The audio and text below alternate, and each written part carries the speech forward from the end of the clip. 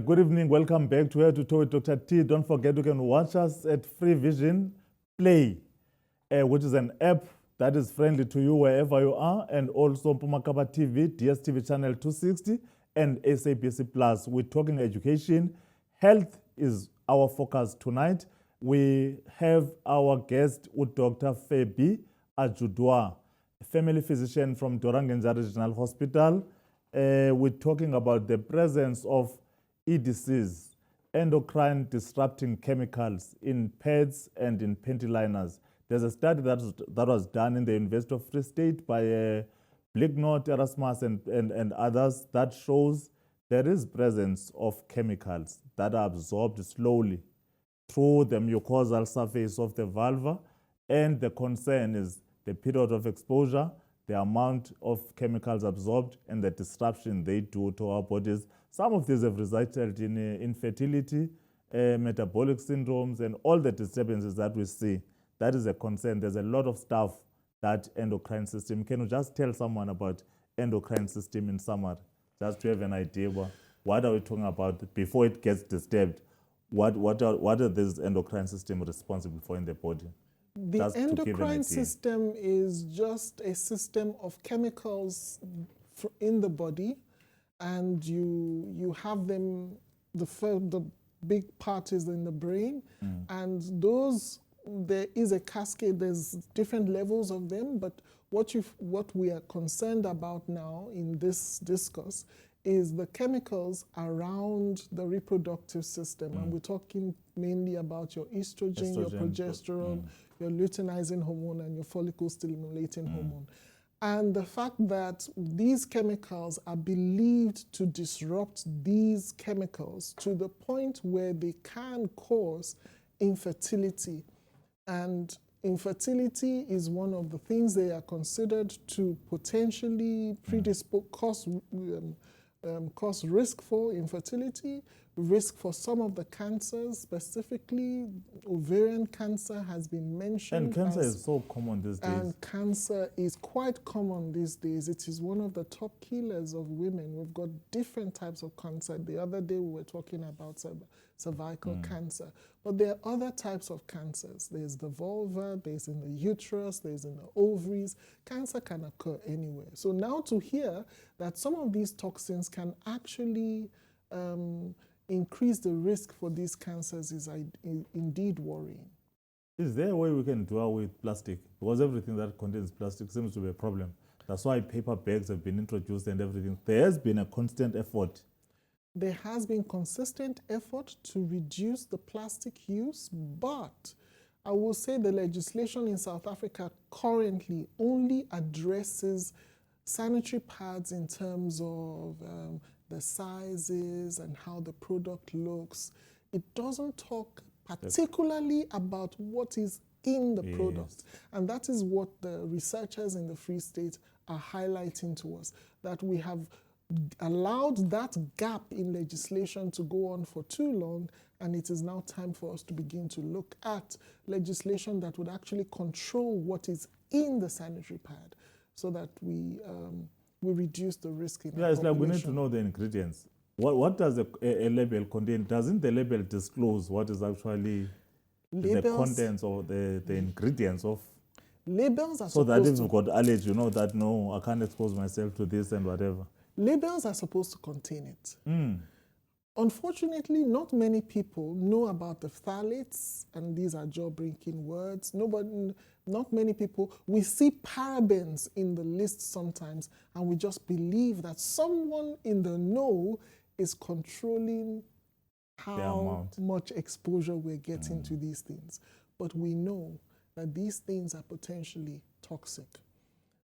They might not exist in high doses in these products, but you can imagine a young girl who starts bleeding at the age of 12 and starts using the sanitary towels at that age, and is potentially going to bleed for the next 3 or 4 decades of her life. So she's potentially going to bleed every month until she's about 54, 55 on the average, and that whole time is exposed to the use of these products, sometimes in tampons, sometimes in the panty liner, sometimes in the sanitary towel, depending on what products.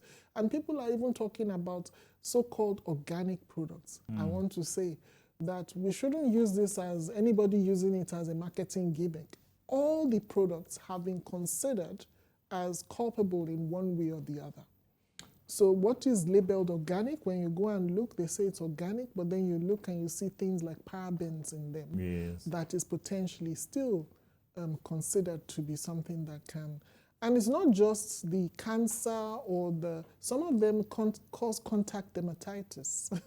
Some of them are known to be allergens that can, trigger allergic reactions. So we are talking about the endocrine disrupting, but there are several other simple, small things that they could cause. And it was, well. Dr. Achuda, it was even worrying for me to even find out it's not only sanitary pads and towels that actually expose us to these things. They even talk about diet, cosmetics, and so on. And then I'm worried, women with pads and everything, and then with all these artificial things and everything, how much are we really disrupting the endocrine system with all these artificial issues? Maybe we should just go back to what we were like 6 to 10 decades ago, where we were all looking natural and not using any of these products. Let's be organic. But there are some products. In terms of the makeup line, I think there are products that are actually tending towards plant-based products that are less toxic, that are known to be kind to the environment as well as to human consumption.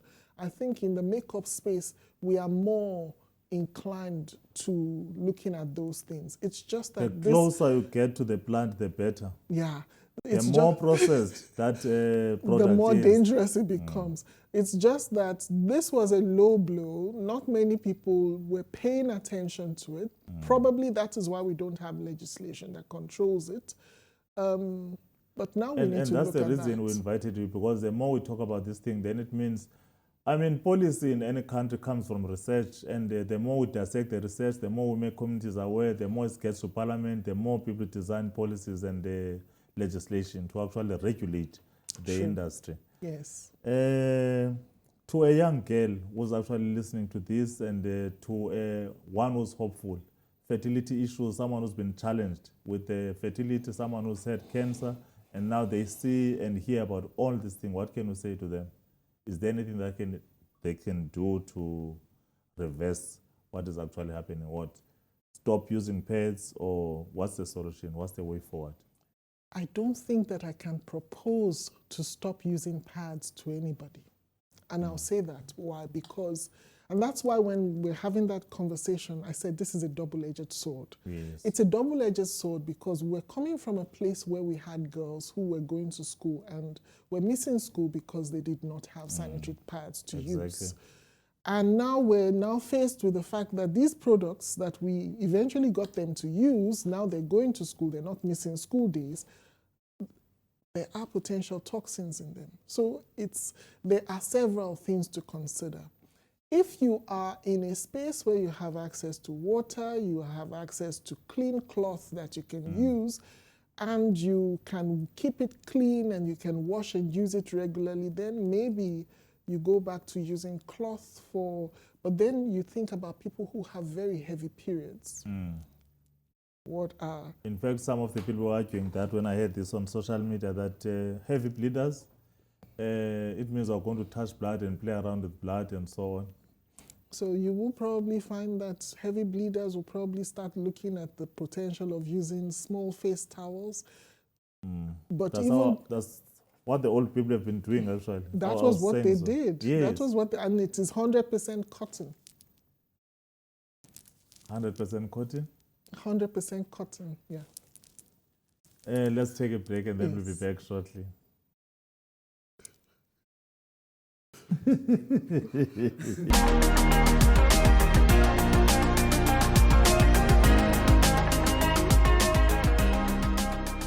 I'm back. Namhlanje sithetha ngempuku. Bengike ndazibuza uba yintoni igama lesiXhosa le-pads, zimpuku. Sizijonge kule angle into yoba kukhona istudy okanye uncwadi oluphume phaya kule nyuvesi yaseFree State olubonakalisa into yoba kukhona ii-chemicals okanye iincindi ezithanda uphazamisa indlela umzimba osebenza ngayo, le nto sithi endocrine system. Kaloku umzimba uphantsi kolawulo lweencindi ezithile eziphuma kumadlala okanye kwezi nto sithi zii-ovaries nee-testes ezilawula inzala, zilawule nemicimbi yesondo. So kuba khona uphazamiseko kwezo zinto, ufumanisa abantu basokola ufumana inzala, kukho imihlaza ethile ethanda uxhaphaka, kanti ezinye zezinto sizifunxa kwezi zinto sizisebenzisayo, ngakumbi into ezenziwe ngeplastiki. Kungoko sibize ingcaphephe yethu uDr Fabi Ajudwa azosidakancelela lo mcimbi, sizobona into yoba sixhalabe singaxhalabi, singenza ntoni suke lapha ukuya phambili. Enkosi kakhulu ngoba nathi ningaxhalabi, koko niyazi into yoba ngu-alert lo, then ilizwe libone uba lenza ntoni ngaloo nto leyo. Doc, let's talk to the communities and the country now. Can you assure people that nobody is going to die? What should we do and at what level? At the level of the communities, what can people do at schools? Because every teacher is going to be asked this thing, whether it's in an orientation class and whatever, that there is this study from University of the State, and yet to say there are international studies that have been existing since 2014. Maybe we didn't pay attention to those, but South Africa is now, this one has been done in South Africa. Parabens have been found. Bisphenols have been found. 100% of pets have been found to have some of these things. What can we do going forward at these various levels? There are old people, there are middle-aged people, there are young people. At this level, we've been using these products for a long time. I think the main thing to get concerned about is maybe to start avoiding the ones that seem to have all these synthetic smells in them. Because you hear about some of them having smells to perfumed smells to prevent, they call them scented pads. Okay.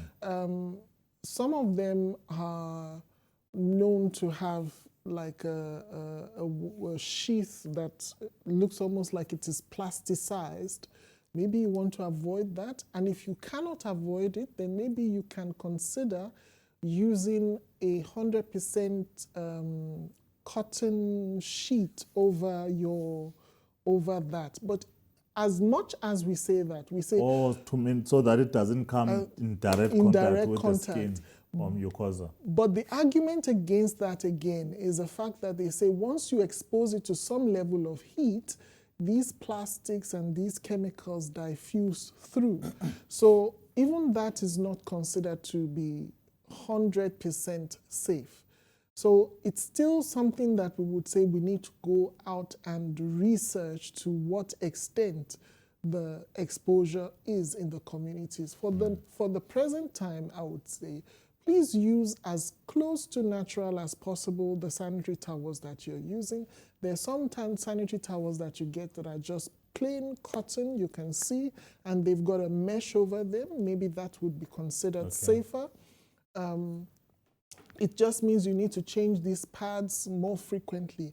And that is why I'm saying you look at these pads, you look at, you cannot tell people not to use them because when you look at it, some of our children don't have a choice. They don't have options. There's no water at home. There's no good flush systems at home for them to get rid of the smells that you have if you use cloth and that. So let's still continue to use what we have, but drive that legislation policy starts changing towards managing the quality of the products that are put out there. And if possible, to actually drive some of these big companies to look at organic products. And when we say organic now, real organic products, not... So there needs to be a radical shift in terms of policy. A radical shift in policy would help a great deal.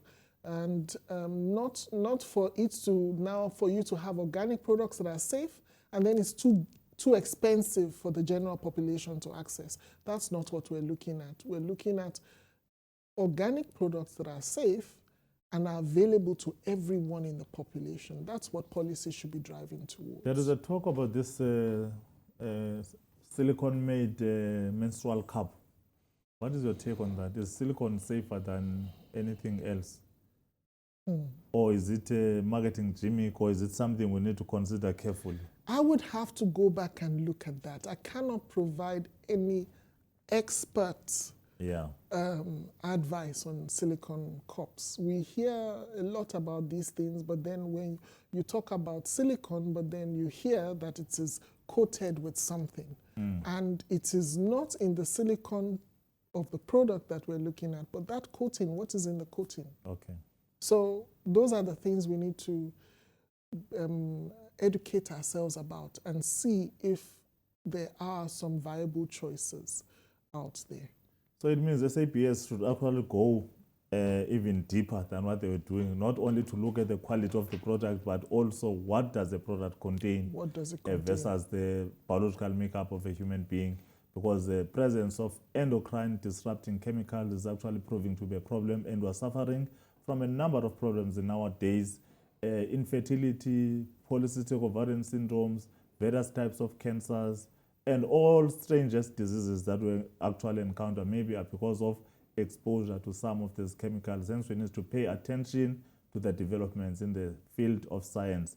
Dr. Judah, let me thank you very much for tonight, and thank you for enlightening our communities, and thank you for allaying our fears, and also calling upon our government to actually look into some of these things, because the role of academics is to actually dissect these things, develop science, and also guide in times like this. Thank you so much.